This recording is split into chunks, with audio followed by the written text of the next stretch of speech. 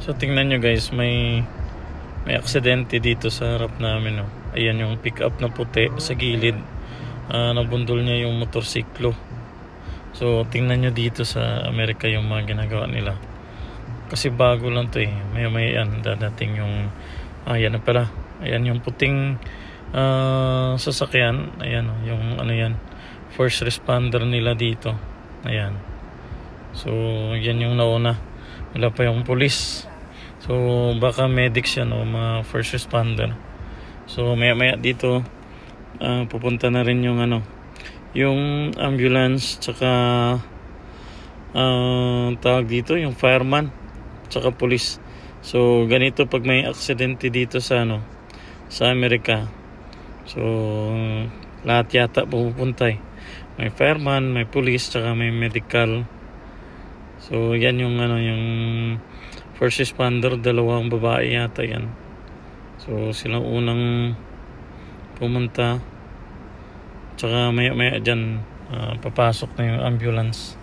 Kasi malapit lang naman eh. Dito to sa gilid ng city. So anytime pag may aksidente, hindi tatagal yan ng ilang minutes. Maya dadating na yung ano, yung ambulance tsaka ano. Yan na yung ambulance, papunta na. So ayun siya. Tumarang pa yung Tesla dyan sa harap ko. May ambulance eh.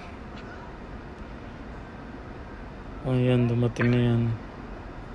So maya tingnan nyo guys, dadating rin na yung ano, yung ano tawag doon, yung fire truck. Ganon dito sa Amerika eh. Pag may aksidente, halos lahat nagre-responde. So ayan na yung fire truck sa gilid, dumating na. So mas nauna pa yung responder, yung ano nila, medic tsaka fire truck sa police. Ewan ko yung police, mamaya pa siguro.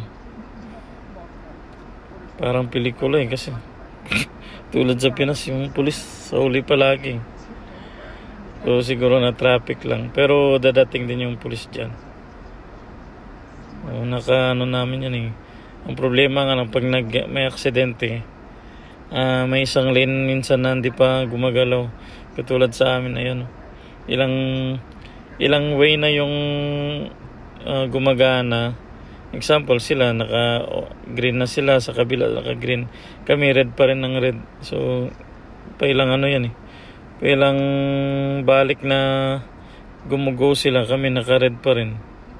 Tingnan mo, go din yun sa kabila. Dapat kami na yung sa kabila. Kaso yung ginawa ng ano, ewan ko kung automatic ba to, may nagkukontrol dito, no. So ginagawa dyan, ayun, nakapula pa rin kami. Pagkatapos nun, gagana uli sa kabila. Tapos kami, hindi pa. So ganun talaga dito, tiis na, maghintay ka. So wala pa yung police dyan. O ano oras dadating yan. Pero maya guys, dadating na yan.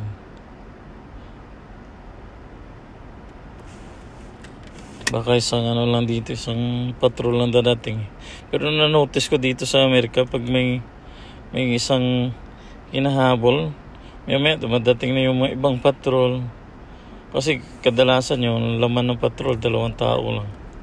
Hindi katulad sa Pinas na minsan marami kayo, may sa likod pa. So kaya pag nag-responde sila, tinatawagan yung ibang unit para tumulong. So kaya minsan kikita mo konting aksidente lang o may hinahabol lang na isang sasakyan, ang dami ng patrol na umahabol tsaka umaharang.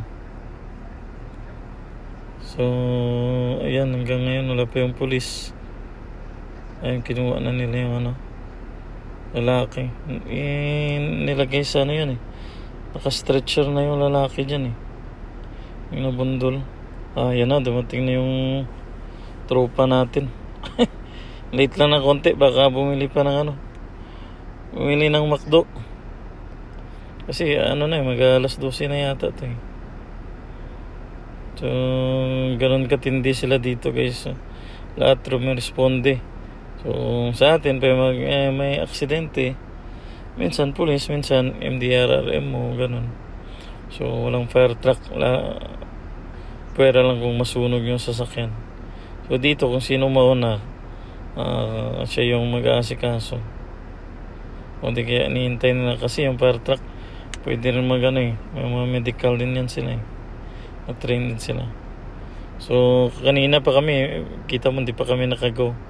Ewan ko kung bakit, kasi dapat kanina nakago na kami, pero lumalabas yung kabilaan lang nag-go saka yung kilid, tapos kami nakastop. So mamaya mag-go na kami dyan.